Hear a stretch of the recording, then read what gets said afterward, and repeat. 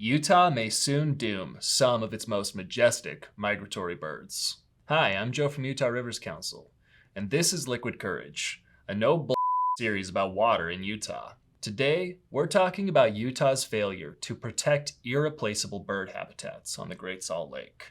The Great Salt Lake provides habitats for 338 bird species that migrate across the hemisphere every year, and many of these species are struggling because of Utah's failure to steward the lake for the rest of America. For example, the second largest bird in North America is the American white pelican, and the Great Salt Lake supports 10 to 20% of this pelican's global population. The largest nesting ground, or rookery, for the American white pelican in the entire US is on Gunnison Island, which lies in the Great Salt Lake's north arm. This island was once an ideal breeding ground for pelicans because it was free of predators like coyotes and foxes, so pelicans could safely build ground nests there. But as Utah has failed to reduce water waste, the Great Salt Lake has fallen so low that Gunnison Island is no longer an island, and predators can now walk across the dry lake bed to prey on eggs and hatchlings.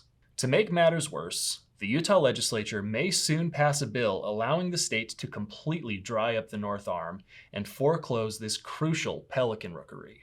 All the water the North Arm receives flows through a breach in the railroad causeway that divides the lake's north and south arms. Utah sometimes closes this breach to keep South Arm salinity from spiking, but Utah law requires that if the breach gets closed, it must be reopened within 18 months. However, this new bill will let the state close the breach forever, so Utah could decide to never return flows to the North Arm. Bill sponsors call this flexibility, but it will doom the Great Salt Lake's pelican rookery, so the day may come when we no longer see these majestic birds in our skies. Fortunately, there's something you can do to help the American white pelican. Contact your Utah legislators and ask them to oppose the Great Salt Lake Amendments bill unless it keeps the legal requirement to return flows to the north arm of the Great Salt Lake.